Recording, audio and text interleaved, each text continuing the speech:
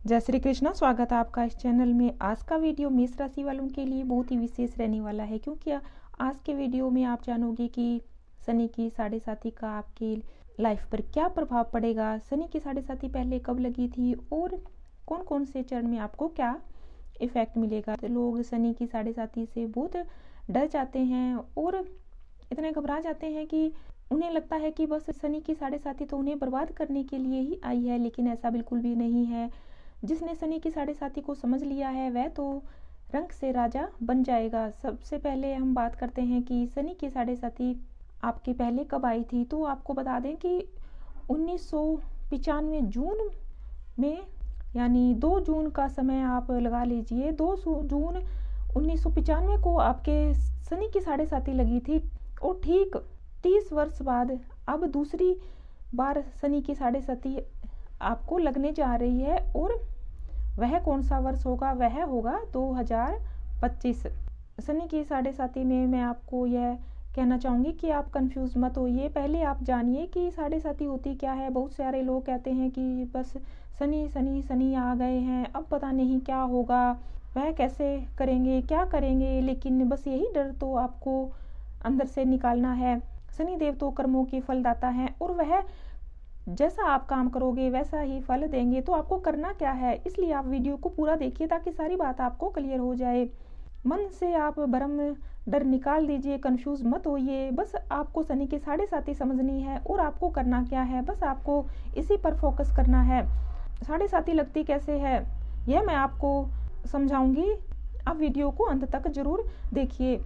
अब शनि की साढ़े साती 30 मार्च 2025 में मेष राशि पर शुरू हो जाएगी और शनि के जो साढ़े साती का पीरियड होता है उसके 3 पीरियड होते हैं। 2.5 साल के 3 चरण होते हैं। आपका यह पहला चरण अब शुरू हो जाएगा।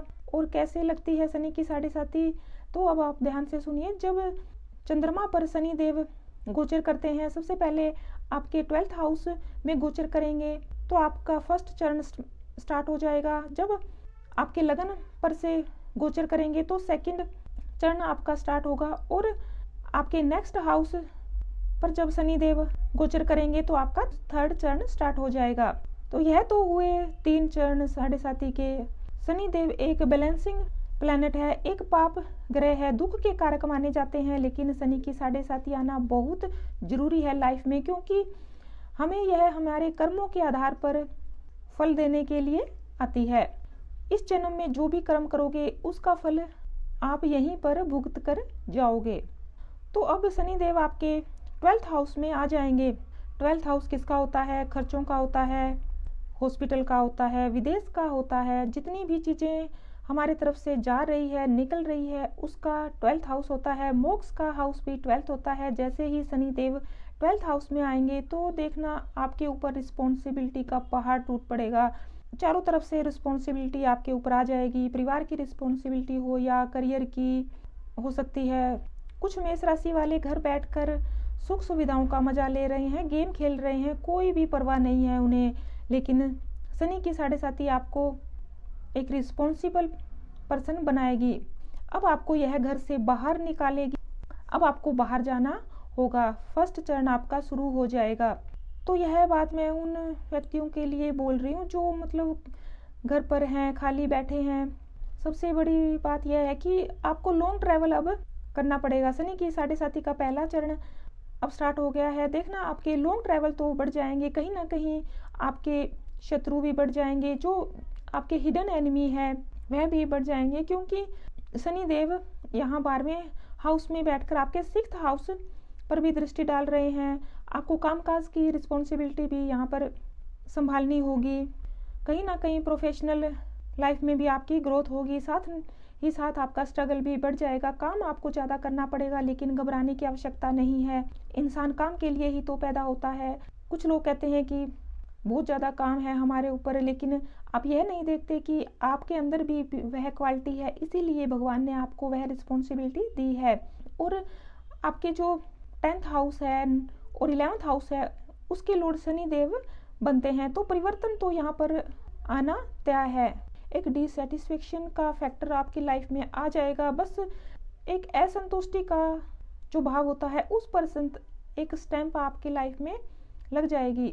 आप सोचोगे कि मैं काम बदलना चाहता हूँ, कभी आप सोचोगे कि मुझे यह करना चाहिए, कभी आप कुछ जल्दबाजी में भी डिसीजन लोगे। तो बस यही आपके लिए सबसे बड़ी प्रैक्टिकल रेमेडी है।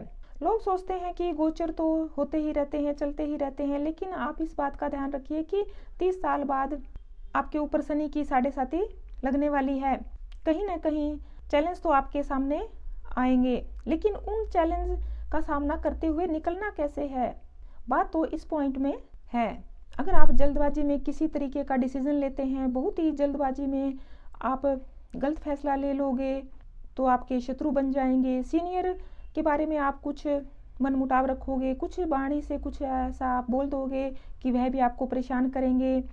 और आप बुद्धि विवेक से काम लीजिए, क्योंकि शनि की दृष्टि आपके 2nd हाउस पर भी है और 9th हाउस पर भी शनि की दृष्टि है। तो बस प्रैक्टिकल रेमेडी यही है कि जो भी डिसीजन लेना है बिल्कुल कूल रहकर आपको लेना है। धीरे धीरे सारी चीज़ें सोल्व होती चली जाएगी। अगर आपने एकदम डिसीजन ले लिया है, जल्दबाजी में डिसीजन ले लिया है, क्योंकि मेष राशि में यह देखा गया है कि मेष राशि के पर्सन थोड़े एग्रेसिव होते हैं, जल्दबाजी में काम करना पसंद करते हैं। लेकिन अब इस चीज़ को आप छोड़ दीजिए, क्योंकि शनिदेव यही सिखाने के लिए आपकी राशि में आए हैं। आप सोच समझ कर निर्णय लीजिए। भागदौड़ तो आपकी बढ़ जाएगी, कहीं ना कहीं घर परिवार की रिस्पॉन्सिबिलिटी आपके ऊपर रहेगी। बस आपको वाणी पर नियंत्रण रखना है, क्योंकि 2nd हाउस पर शनिदेव की दृष्टि पड़ रही है। तो वाणी में दोष आ सकता है, कभी कभी जो आप बोलना चाह रहे होगे वह नहीं बोला जाएगा, और जो आप नहीं चाहोगे वह आपके मुंह से निकल जाएगा। इसलिए आप ज़्यादा से ज़्यादा शांत रहिए। आप इतना ध्यान रख लीजिए कि यह टाइम आपके लिए गोल्डन पीरियड से कम नहीं है। अगर इसमें आप निखर भी सकते हो और बिखर भी सकते हो। जिनको शनि की 7.5 अच्छे से समझ में आ गई है वह तो बहुत खुश हो रहे होंगे कि अब हमने अच्छे कर्म किए हैं, उनका फल अब हमें मिलेगा। लेकिन जो लोग परेशान हो रहे हैं, कहीं ना कहीं उनके मन में डर है कि अब हमारे बुरे कर्मों का फल हमें मिलेगा, स्ट्रगल हमारा बढ़ जाएगा। लेकिन शनिदेव करोड़पति को रोडपति भी बना सकते हैं और रोडपति को करोड़पति भी बना सकते हैं। बस आपके चार्ट में शनिदेव अगर अच्छी पोजीशन में है, अगर आपने स्वभाव के द्वारा शनिदेव को शुभ कर रखा है, तो आपको डरने की कोई भी आवश्यकता नहीं है। तो आपकी विदेशी गतिविधियां तो बढ़ जाएगी। कोई अगर आप मैन्युफैक्चरिंग के फील्ड में जुड़े हुए हो, एक्सपोर्ट इंपोर्ट के काम में जुड़े हुए हो, तो यह काम आपका आगे बढ़ सकता है या स्टार्ट भी हो सकता है। स्पिरिचुअलिटी ट्रैवल, कोई धार्मिक ट्रैवल भी आपका बढ़ सकता है। और खर्चे भी वहाँ पर होंगे जहाँ पर लॉन्ग टाइम से आपके कोई खर्चा वहाँ पर ना हो रहा हो, यानी रेनोवेशन पर भी खर्चा हो सकता है, परिवार की रिस्पॉन्सिबिलिटी पर भी खर्चा हो सकता है, परिवार को लेकर कोई बड़ा खर्चा आ सकता है, या किसी चीज़ का भी हो सकता है, चाहे आपको परिवार के साथ ट्रैवल पर जाना पड़ सकता है। कुछ इस तरह का खर्चा आपके साथ आ जाएगा। और अपनी हेल्थ पर भी आपको बहुत ध्यान रखना है, क्योंकि शनि देव की दृष्टि 6th हाउस पर भी पड़ रही है। फादर की हेल्थ का भी आपको ध्यान रखना है। मेडिकल खर्चे भी आपके बढ़ जाएंगे, हॉस्पिटल के चक्कर आपके लग सकते हैं। फर्स्ट चरण में यह काफ़ी देखने को मिलेगा। और फाइनेंशियल ग्रोथ भी आपकी होगी। धन जो आपका है वह अब बढ़ सकता है। बैंक बैलेंस आपका बढ़ेगा, क्योंकि शनिदेव 2nd हाउस को देख रहे हैं। और अगर आपके कर्म अच्छे हैं, सात्विक हैं, आपने शनिदेव को अपने स्वभाव के द्वारा शुभ कर रखा है, तो लक्ष्मी तो आपके पास जरूर आएगी और काफ़ी सारी चीज़ों को साथ लेकर आने वाली है। आपके लव लाइफ पर, मैरिड लाइफ पर भी शनिदेव का प्रभाव पड़ेगा। बस आपको इतना ध्यान रखना है कि आप जल्दी से किसी से अटैच मत होइए, यही आपके लिए पॉजिटिव पॉइंट रहेगा। ओवर थिंकिंग से आपको बचना है। जितना ज़्यादा ओवर थिंकिंग आप करोगे, शनिदेव आपको अच्छे रिजल्ट नहीं देंगे, क्योंकि जब शनिदेव चंद्रमा पर आते हैं तो शनिदेव और चंद्रमा आपस में शत्रु है। इसलिए जिसने अपने मन को कंट्रोल में रखा है, शनि देव की जो 7.5 होती है उससे ज़्यादा प्रॉब्लम नहीं झेलनी पड़ती। चंद्रमा हमारे मन के कारक हैं। बस आप अपने मन को शांत रखिए। अपना मन अगर आप संभाल कर रखते हो, किसी भी गलत कार्य में आप अपना मन नहीं लगाते हो, तो आपको काफ़ी फायदा होगा।